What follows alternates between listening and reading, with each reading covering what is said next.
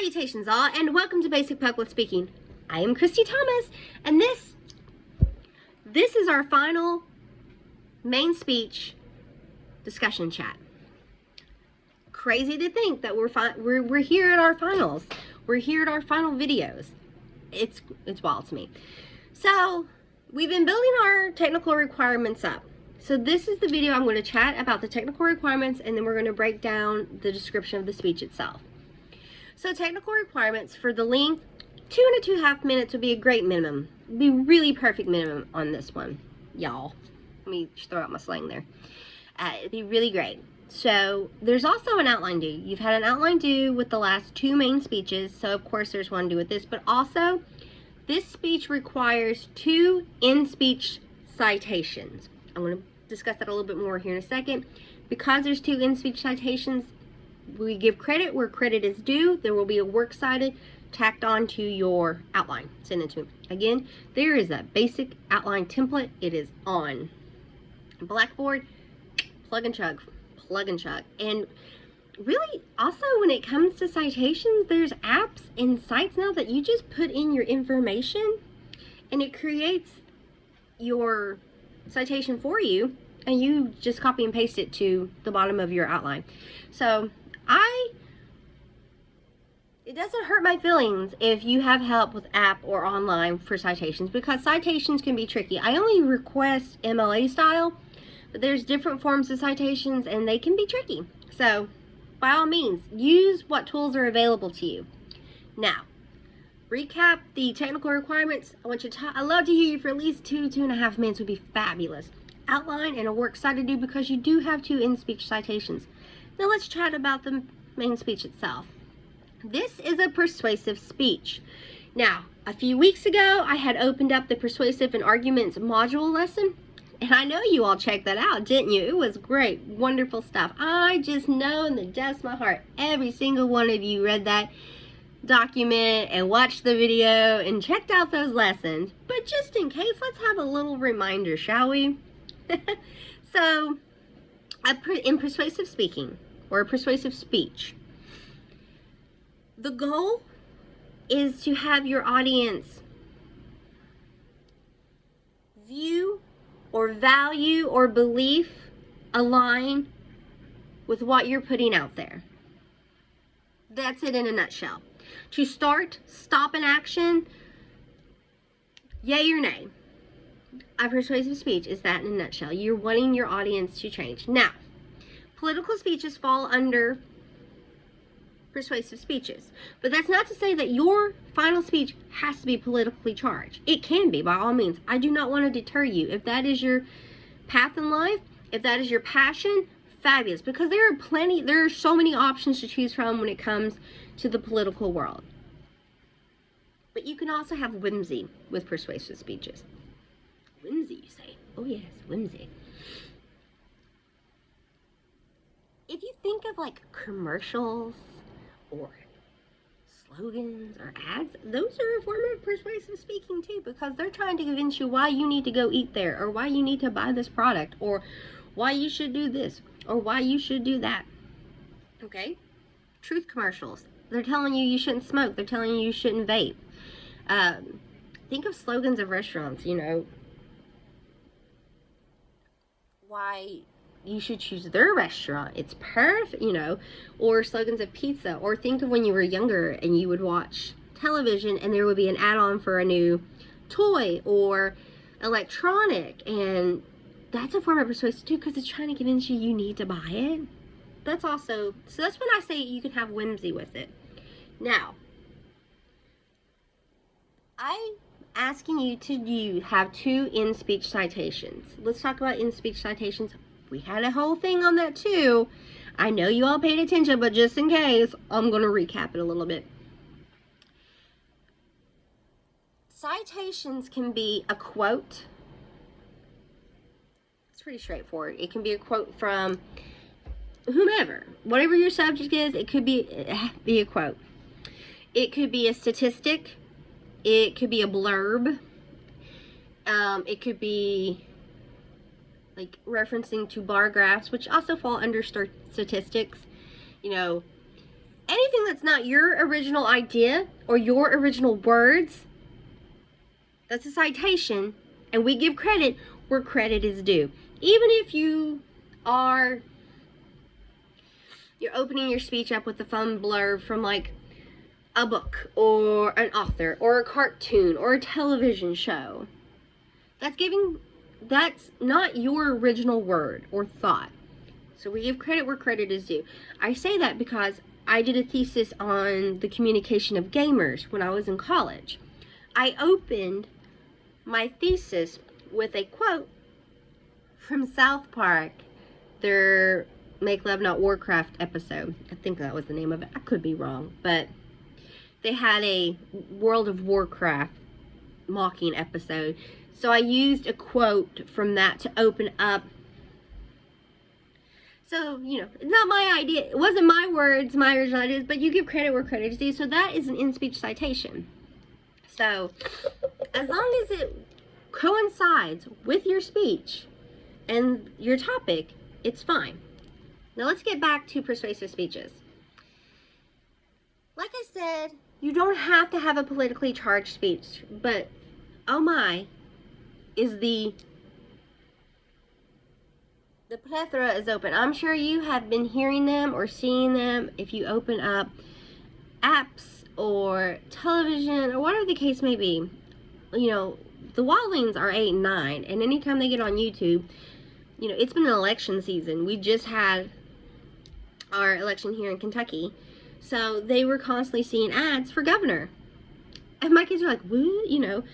To the point, like, every time I heard it. So you hear it, and politically charged persuasive speeches, I said you can definitely choose from them if that's your passion, if that's something you want to bring to light. And there is a bevy to choose from. There's women's rights, there's equality, there's abortion, there's gun control, there's mental health, there's legalization, there's tax, there's a bevy. So you can choose a politically powered speech by all means. But I don't want you to think that you have to in a persuasive speech. So let's go into what I'm going to call whimsy, political whimsy, and then the in-between. Let's talk about in-between. So I would say in-between would be like speeches, if you think the school day should start later. Like maybe school should be from 10 to 3 and not 8 from 3. And studies and stuff. You can quote studies that have been done in other countries that have taken up, or other other systems.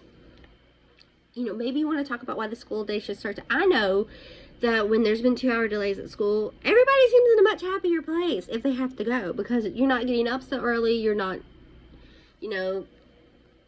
it's not as hectic. And you end the day earlier, so it seems to be a lot calmer on the soul. And that's not just for students, but that's for teachers and staff as well. Or perhaps you want to change the legal driving age or voting age, or how a law. And it doesn't have to be global law. It could be local as well. Perhaps your town needs a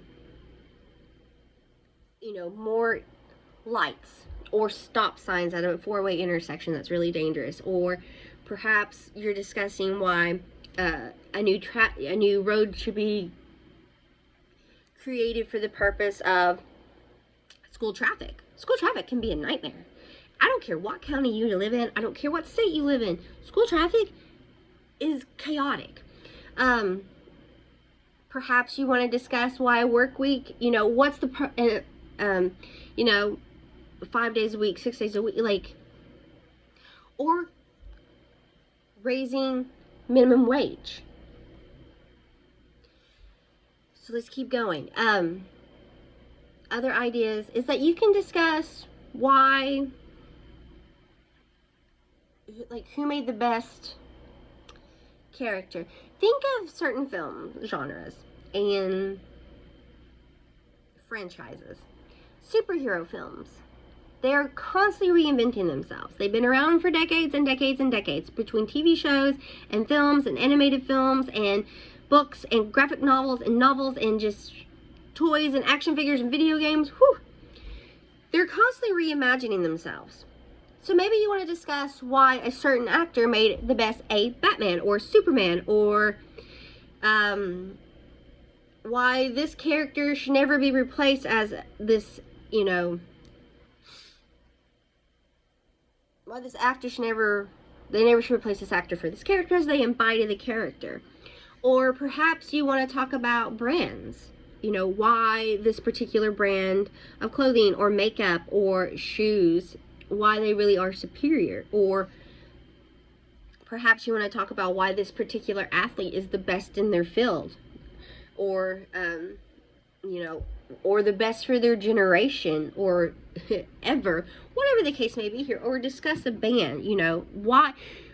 Again, the bare bones of a persuasive public speech is to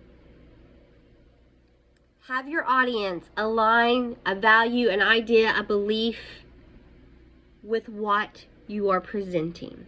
So if you're presenting to me that the sky is really green and not blue, have passion behind it. And 2 in-speech citations. These can be quotes, these can be statistics, they can be blurbs, they can be findings from studies, whatever the case may be here. They can come from journals, they can come from people, they can come from books, they can come from respected individuals in that field, whatever the case may be here. Perhaps you want to talk to me about which basketball team is the best basketball team, which college team is the best college team, why Joe Burrow is the best Bengal, whatever the case may be here. I use that. My son is hyperfixated on the Bengals right now, so that came to my mind. We were hyperfixated on Cincinnati Reds. We are now on the Bengals, so bear with me, folks. Or perhaps you want to do a politically charged speech. Whatever you're wanting to do, whatever you want us to align, whatever you want me, because I'm the one listening. Have passion in your speech. Choose a topic that, I've said this before, choose a topic that means something to you, and have some citations to back it up. Some quotes, some blurbs, whatever the case may be here. Why Simpsons is the greatest animated show in history. I think it's been on for decades. I love The Simpsons. It's been on for decades. Or why this personality, this social media personality is awesome. Or why this actor or activist, or I know I shouldn't combine those two, but I did. Go with, or why McDonald's is superior, or why Wendy's is superior, or why this pizza chain is just the best there ever was or ever will be. Why this holiday is just amazing. Why I should read a book. You know, if there's this book out there that you think needs more attention than what it has in the world, tell me why. Have it back up. You know, is there the New York Times? Are they a #1 bestseller? Is there just have other authors quoted on them? Like, I want to know. So, final speech. I want you to chat. Talk to me. Persuade me for at least 2 to 2.5 minutes minimum. Outline, and we're excited to do, because there are 2 in-speech citations. You can begin with what, and you can have your citations come from the same source, but it can't come from the same sentence or paragraph. You know, don't choose just one paragraph in a article and be like, well, that's it. You know, it can come if the article has multiple sources itself. And again, please use resources available to you. The outline is on Blackboard of a basic student template I provided. Use apps or sites for your citation. Use what you have. And this is a persuasive speech. You are wanting your audience, or me, to see your point of view, your belief, your idea, to go with your point of view, your idea, your belief, to start or stop an action. Why should I watch this? Why should I agree with the law you want to pass? Why should the school week be 4 days a week instead of 5? Why should there be a stop sign at this intersection? Why should mental health be a priority in school-age students? Why should the legal age to drive be changed? Why should we, back up with the why? That's where the in speech, and your citations can come from somewhere else. They can come from the same source, is what I'm saying. So you may only have one citation source on your works cited, but in the speech there's two. You could start with a quote and then it'd be throughout it as well. Whatever the case may be here. But again, in a nutshell, you are wanting your audience to start or stop an action, or you want them, their views, ideas, and beliefs to line up with what you are presenting to the audience. That's a persuasive speech. Anyway, folks, I kind of went off on a tangent, as per usual. You don't have to have a politically amped up persuasive speech, but there are plenty of options there. But you can also have a whimsical. I say whimsical because that's the other extreme to political in my mind. Anyway, folks, any questions or concerns, anything at all, please reach out to me and I will get back to you as soon as I possibly can. I hope you have an amazing day. Thanks so much. Bye.